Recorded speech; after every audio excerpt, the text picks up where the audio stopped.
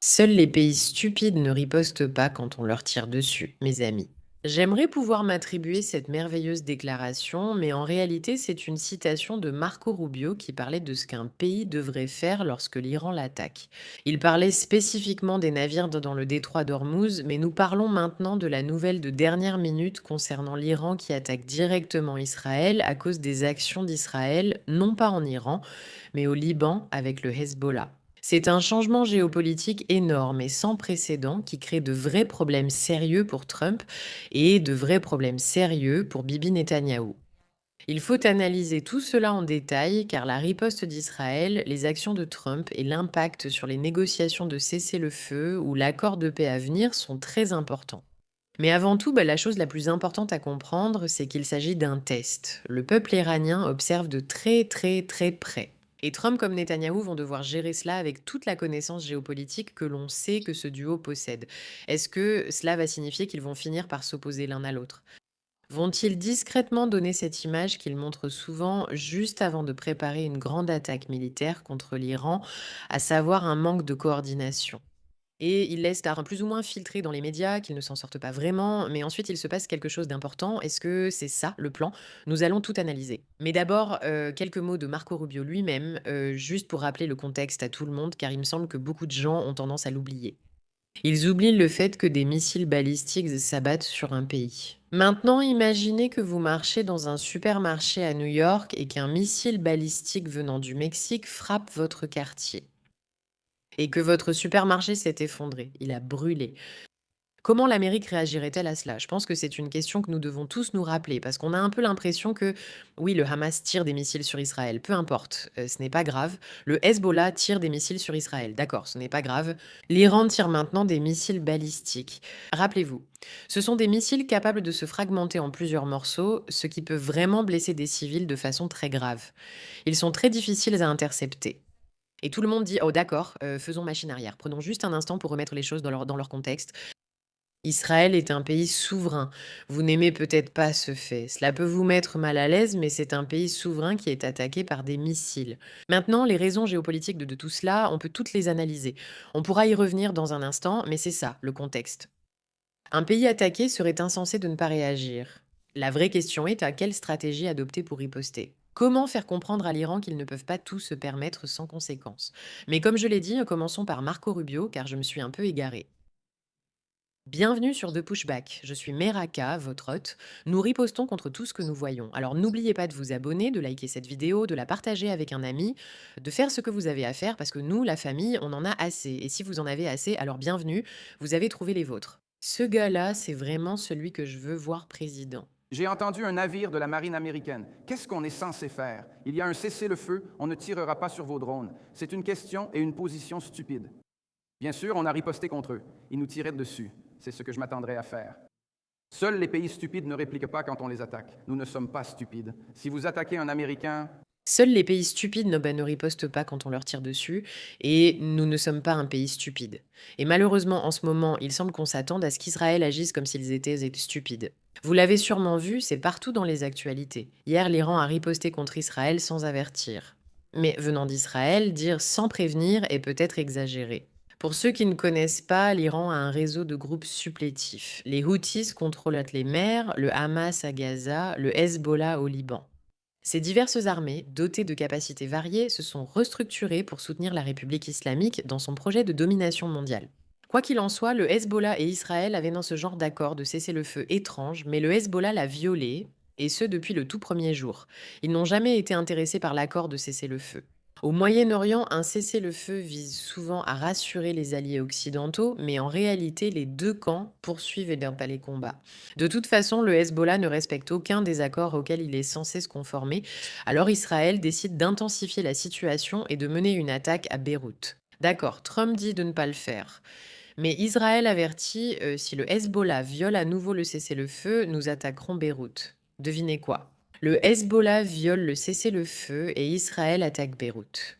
Selon le président Trump, on ne le lui avait pas clairement dit. Alors, en réponse à cela, devinez ce qui se passe?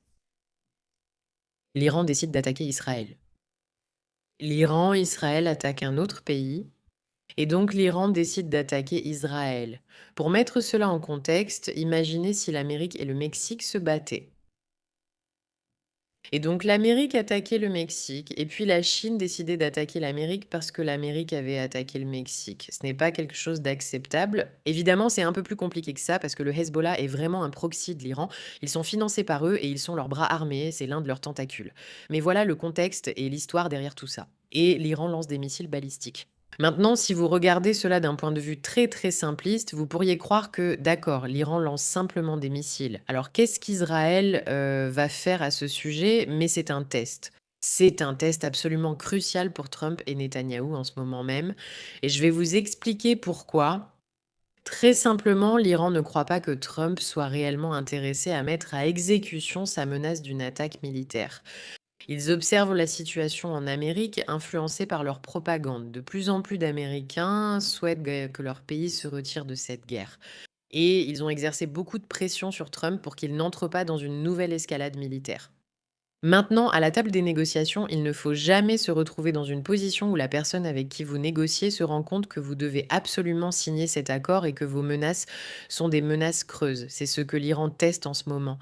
Est-ce que l'Amérique a réellement la capacité et l'intérêt de nous attaquer militairement, ou bien tout cela n'est-il que des menaces creuses? Parce que cela leur paraît être surtout des menaces creuses. En réalité, tout le Moyen-Orient pense que Trump emploie actuellement une rhétorique de menaces creuses. Vous savez, on dit nous allons attaquer, mais au final, on fait tout pour éviter d'attaquer. C'est ce que ça donne comme impression. Et donc, les Iraniens se demandent jusqu'où pouvons-nous aller? Donc, si vous ne connaissez pas la stratégie de l'Iran, allez voir Mera Amir Kesho sur JNS TV où nous en parlons assez longuement. Mais pour simplifier très rapidement, la méthode de l'Iran, c'est la survie. Ils ne cherchent pas à gagner, ils cherchent simplement à survivre. Ils ont créé des groupes relais partout pour que si l'un est détruit, un autre puisse prendre le relais. Mais toute leur infrastructure est conçue pour survivre à n'importe quelle attaque, à n'importe quel soulèvement, à n'importe quel bouleversement politique. Encore une fois, non pour gagner ou exceller, mais juste survivre pour continuer à construire. Ils réalisent qu'ils devront peut-être conclure un accord avec l'Amérique. Et donc cela pourrait signifier qu'ils doivent suspendre quelques années la construction de cet empire mondial pour instaurer la charia partout. Et donc ce qu'ils espèrent, c'est que leurs petits groupes relais dans différents endroits ou même leurs grands groupes ne disparaîtront pas. Mais ce qu'il constate, c'est qu'Israël attaque sérieusement le Hezbollah et parvient à lui infliger assez de dégâts pour potentiellement neutraliser ses capacités, ce qui ne les intéresse pas. Donc ils ont formulé une nouvelle exigence pour les négociations du cessez-le-feu. Nous accepterons un cessez-le-feu à condition que le Hezbollah ne puisse être attaqué en aucune circonstance. Le fait que les États-Unis et l'Iran négocient un accord imposant à Israël certaines actions militaires est déjà notable, puisqu'il ne s'agit pas d'un accord de paix entre Israël et l'Iran. Il s'agit d'une négociation pour essayer de faire reculer l'Iran sur le nucléaire. Donc l'Iran dit en gros qu'Israël doit reculer.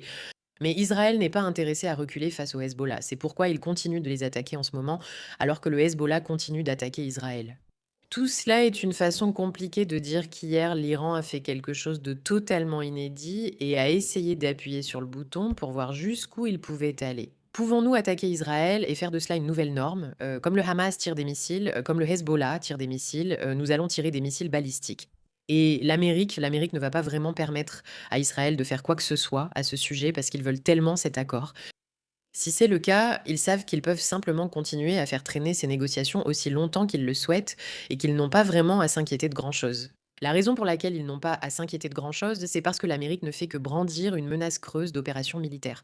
C'est ce qu'ils cherchent à comprendre. Et c'est pourquoi le fait que Donald Trump ait réagi hier comme il l'a fait est un peu problématique.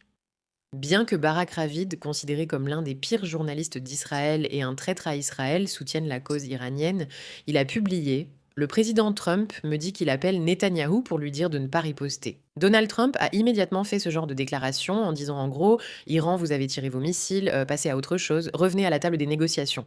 Je pense que c'est exactement ce qu'il a dit. Et aussi, c'est moi qui décide, je décide de tout. Ce n'est pas lui qui décide. Netanyahou n'aura pas d'autre choix que d'accepter l'accord avec l'Iran. C'est moi qui décide. Je prends toutes les décisions. Bibi ne décide pas. Il répond à cette rhétorique qu'on a vue un peu partout à propos de Bibi Netanyahou, vous savez, qui contrôlerait l'Amérique, pour ainsi dire. Mais surtout, il a dit non à Israël. Donc cela met Trump dans une position plutôt inconfortable. Mais cela nous amène aussi à un autre point dont nous devons discuter, à savoir la position de Netanyahou dans toute cette affaire. Mais avant cela, y aura-t-il un accord nucléaire entre les États-Unis et l'Iran? C'est la grande question. Bien sûr, les gens débattent de cela sur Kalshi, que vous savez probablement maintenant être la plus grande bourse américaine de prédiction. Téléchargez l'appli Kalshi et utilisez le code MIRA pour recevoir 10 $ après 10 transactions de 10 $. Misez sur vos prédictions, comme le propose Kalshi. Et ici, nous pouvons voir ce que les gens ressentent vraiment à propos de cet accord. Ça monte, ça descend avant décembre, après novembre, avant, etc. Les gens ne sont pas sûrs de ce qui se passe. Mais à mesure que toutes ces attaques ont eu lieu, les chances que cet accord nucléaire se concrétise diminuent. Et encore une fois, souvenez-vous pourquoi, c'est très simple. C'est parce que les gens au Moyen-Orient, et en particulier les Iraniens, voient non pas maintenant Donald Trump comme quelqu'un qui n'est pas prêt à aller jusqu'au bout. Un autre élément pourrait survenir ici dont nous n'avons pas vraiment parlé, c'est quelque chose que, si vous regardez les schémas de comportement de Donald Trump et de Benjamin Netanyahou pendant toute cette guerre, ils mettent souvent publiquement en scène une sorte de querelle. Juste avant de lancer une attaque, de planifier une grande offensive militaire. Ce qui veut dire qu'il est possible, comme Donald Trump l'a dit, que mercredi, nous étions censés signer un accord. Maintenant, Israël cherche à le faire échouer. Tout cela n'est qu'une façade. C'est uniquement une façade pour permettre nous ne sommes pas certains, mais c'est possible. Mercredi pourrait arriver sans signature de l'accord, puis Israël et l'Amérique entreraient en Iran pour y mener une attaque militaire massive. D'après tout ce que nous avons vu pendant toute cette guerre, je pense qu'on peut dire sans se tromper que ce duo fait parfois semblant de ne pas s'entendre, mais en réalité, ils s'entendent très très très très bien. Et ils ont mis au point des opérations militaires absolument géniales qui ont surpris tout le monde, je dirais, quel que soit le camp. Ce qui est intéressant, c'est que cela pourrait être la stratégie. Trump pourrait réaliser qu'il n'y a pas d'accord avec l'Iran. Ces personnes peut-être ne voudront jamais d'accord avec l'Iran. Nous l'avons déjà expliqué sur nos chaînes géopolitiques. Les gens doivent comprendre cela sur l'Iran. L'Iran n'est pas intéressé à signer un accord. La seule raison pour laquelle ils le feraient, c'est s'ils étaient poussés tellement dans un coin qu'ils signeraient avec quelque chose de temporaire, sachant qu'ils pourraient en gros s'en retirer une fois que Trump ne sera plus au pouvoir. Donc il se peut que Trump se rende compte qu'au Moyen-Orient, les gens le considèrent un peu comme une risée, n'est-ce pas? Il y a beaucoup de respect pour Trump au Moyen-Orient. Les gens le regardent et pensent: waouh, cet homme est un vrai leader. Il sait ce qu'il fait, il n'a pas peur. Il se bat pour tout ce dont l'Amérique a besoin et tout ce que l'Amérique veut. Actuellement, le fait qu'il semble tant vouloir cet accord, du moins aux yeux du public, ne donne pas une bonne image. On dirait qu'il est prêt à se laisser intimider par l'Iran. La question est, font-ils passer ce message dans les médias? Parce que, comme nous le savons toutes les deux, Netanyahou et le président Trump comprennent très bien comment utiliser les médias à leur avantage. Est-ce que tout cela est une manipulation pour que Trump puisse prétendre qu'il devait se passer quelque chose mercredi, etc. Suggère-t-il qu'une attaque militaire majeure est imminente? Est-ce ce qui se passe ou s'agit-il d'un vrai conflit entre eux? Parce que les agendas américains et israéliens ne sont pas alignés, ce qui nous amène à la question des priorités d'Israël en ce moment et à ce qui se passe avec Netanyahou et ses décisions. Vous voyez, en Israël, autant qu'aux États-Unis, les gens disent Israël contrôle l'Amérique. En Israël, il y a ce récit selon lequel l'Amérique contrôle Israël et les gens n'aiment pas ça. Les gens n'aiment pas que les Israéliens aient subi guerre sur guerre, souvent stoppés car les Américains n'étaient pas satisfaits. Et quand il s'agit d'aller jusqu'au bout et de détruire réellement les entités islamiques qui veulent assassiner et éliminer Israël en tant que concept et réalité physique, tout est stoppé avant d'aboutir. Contrairement à l'Amérique, où c'est plutôt une question de débat et de théorie du complot, en Israël, les Israéliens paient réellement pour cela, non seulement de leur vie, mais aussi de leur mode de vie. Les écoles et les aéroports sont fermés, Marie, ses femmes aident mobilisées, tout est chaotique, on va dans les abris anti-bombes, il se passe beaucoup de choses. Et les Israéliens attendent de leur gouvernement qu'il se montre fort et qu'il prouve que nous ne nous plions pas aux agendas américains. Nous plaçons le peuple israélien en priorité. Maintenant, pourquoi est-ce important? Eh bien, parce qu'en Israël, les élections approchent bientôt. Et donc Netanyahou se trouve actuellement dans une position très inconfortable, une position entre l'Amérique et sa relation avec Trump. Et il veut s'assurer que cela ne soit pas gâché ni ruiné et il cherche à se positionner comme une menace sérieuse pour l'Iran. L'Iran nous attaque. Nous riposterons et nous répondrons de manière appropriée.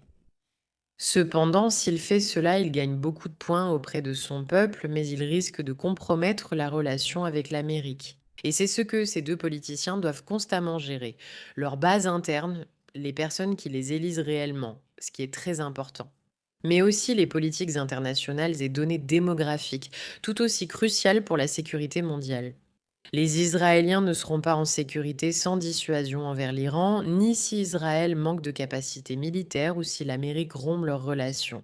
Israël travaille de manière très très intensive, du moins d'après ce que je comprends, pour s'éloigner de la dépendance américaine, militairement parlant.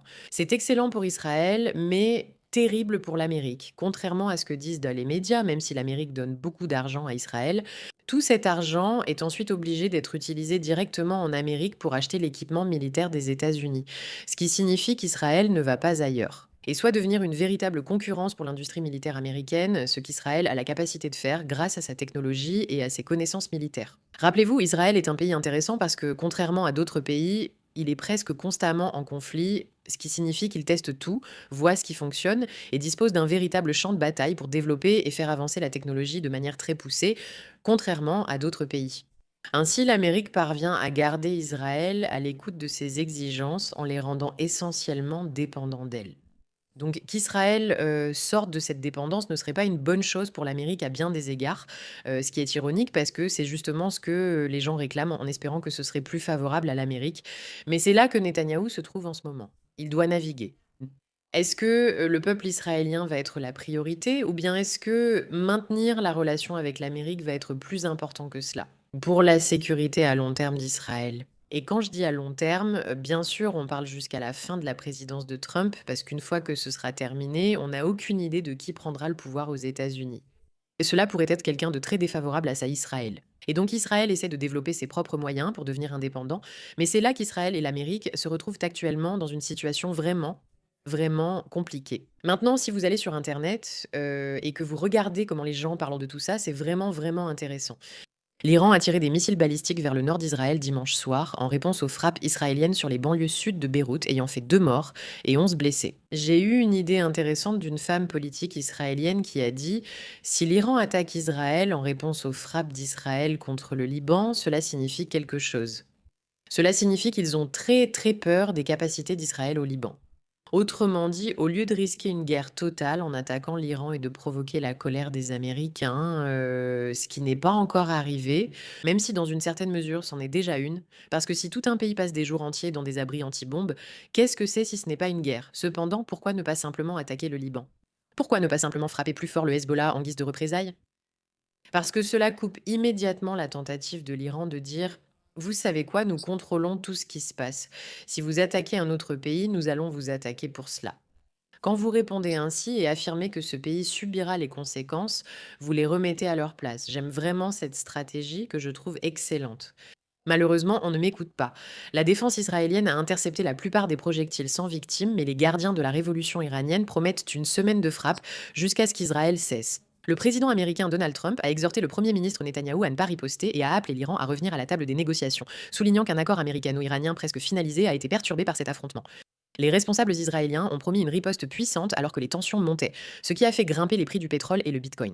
Ce qui est intéressant à noter ici, c'est que même si nous avons eu des mois et des mois et des mois et des mois et des mois de négociations, puis pas de négociations, le fait que tout le monde va prétendre que c'est cet événement qui va faire capoter l'accord est absurde. Ce n'est tout simplement pas vrai. Il est évident que cet accord échoue car les Iraniens n'en veulent pas, ce qui leur convient parfaitement. Ils tirent sur Israël, ce qui est une victoire, tout en accusant Israël d'être responsable de l'échec de l'accord, alors que ce n'est pas vrai. C'est un coup de génie pour l'image de marque, domaine dans lequel l'Iran excelle toujours. Encore mieux que tout, c'est de savoir créer une narration sournoise en ligne à laquelle des gens, des idiots, vont croire, et cela va faire avancer l'agenda de ce que les politiciens décident de faire. Bien sûr, l'Iran a publié ce drapeau qui représente le Liban et l'Iran ensemble, essayant en quelque sorte de dire: «Nous sommes solidaires du Hezbollah», ce qui est complètement faux, mais ce n'est pas ce qui s'est réellement passé. L'ampleur de l'événement prendra sans doute du temps à être comprise. C'est la première fois que l'Iran frappe Israël après une attaque israélienne sur un autre pays que l'Iran, effaçant ainsi les lignes de front. La dissuasion iranienne est rétablie, Israël sachant qu'une attaque entraînerait une réponse. L'Iran a désormais montré qu'il réagirait aux attaques israéliennes au Liban. C'est la première fois depuis des décennies qu'une puissance régionale dispose des moyens, de la capacité et de la volonté d'opposer une force militaire concrète aux manœuvres ou à l'agression militaire israélienne contre une tierce partie. Ce n'est pas une perspective pro-israélienne, mais c'est ce que certains disent. L'Iran est le seul pays prêt à stopper l'expansion d'Israël. Voilà pourquoi Israël cherche à nous inciter à attaquer l'Iran. Ce soir, l'Iran doit brûler, selon Itamar Ben-Gvir, un homme politique israélien très controversé. La capacité de l'Iran à freiner la barbarie incontrôlée d'Israël est précisément la raison pour laquelle les Israéliens tiennent tant à sa destruction. Donc les gens rament tout cela pour donner l'impression de dire regardez l'Iran. Ce sont eux qui résistent à Israël. L'Iran défie désormais Israël et les États-Unis seuls. L'époque où l'Amérique imposait son avenir à la région est révolue. Les gens doivent le comprendre. C'est ce qui se passe aux États-Unis. C'est la perspective que les gens ont des États-Unis au Moyen-Orient en ce moment. Le président Trump et Netanyahou n'auront pas d'autre choix que d'accepter un accord avec l'Iran. C'est moi qui décide. C'est moi qui décide, Bibi ne décide pas. Dernière minute, les contrats à terme sur le S et P500 repassent dans le vert après que Trump a affirmé qu'Israël doit accepter un accord avec l'Iran. D'accord. Les gardiens de la révolution iranienne déclarent que ceci n'est que le début d'une semaine entière de frappes continues. Des vagues de missiles et de drones continueront d'être lancées 24 heures sur 24 pendant les 7 prochains jours jusqu'à ce que l'ennemi soit dissuadé et cesse ses crimes. Voyons si cela se produit réellement. Si Israël est souverain, il n'a pas à être fusionné avec l'armée américaine. Il faut comprendre que c'est ce que dit Tali Bennett, ancien Premier ministre d'Israël. C'est le moment de vérité. Israël étant souverain et capable de se défendre, une réponse symbolique d'une semaine montrerait à nos ennemis que le sang de nos citoyens a été versé impunément. Israël doit donc agir avec force. Dans cette affaire, nous sommes tous, chaque citoyen d'Israël, unis. C'est la réalité. Israël étant frappé après avoir attaqué Beyrouth, après que le Hezbollah a attaqué Israël, après l'Iran. Tout ce qui se passe est interconnecté. Il n'y a pas de question de cause à effet ici. Ce n'est pas une question de dire qu'Israël commence constamment des guerres, c'est une perspective erronée et une façon incorrecte de voir les choses. Israël se protège constamment contre un groupe de fanatiques islamistes qui croient à la domination mondiale. Israël sert de terrain d'essai en raison de ses prophéties et des croyances islamiques, ce qui complique les choses. Nous avons commencé à en parler sur nos chaînes géopolitiques. Mais c'est là où nous en sommes actuellement. À l'heure actuelle, Israël a riposté, mais de manière assez symbolique. Ils n'ont rien fait d'énorme. Ils ont visé leur système de défense aérienne et lance-missiles, une réaction jugée faible. Or, Israël ne veut surtout pas paraître faible actuellement. Trump et Israël paraissent faibles. L'Iran donne l'impression d'être ceux qui parviennent à déjouer les plus grandes puissances militaires du monde. Et c'est quelque chose dont Israël et l'Amérique doivent être très très très conscients. Si vous voulez vraiment que les négociations aboutissent, si vous voulez vraiment retirer les armes nucléaires à l'Iran, vous devez paraître, ou du moins être perçu comme quelqu'un de capable de le faire. Actuellement, les deux pays semblent vouloir éviter le conflit, tandis qu'Israël est présenté comme cherchant toujours l'affrontement. Et encore une fois, si vous regardez simplement et observez l'oscillation constante entre les récits, mais qui disent les deux choses en même temps, cela alimente simplement ce gouffre sans fond de personnes qui n'ont pas la capacité de faire preuve de nuance dans leur discernement. C'est assez déchirant. Et donc, nous continuerons avec nos rapports sur l'Iran et Israël à mesure que la situation s'aggrave. Trump et Netanyahou vont-ils lancer une opération militaire plus importante? Était-ce une ruse ou un vrai conflit? Ce n'est pas clair quelle sera la riposte d'Israël, comment l'Iran ripostera-t-il, quelles seront les suites, un accord de paix est-il possible? Je ne pense pas, mais voyons voir. Merci de votre attention à ce sujet.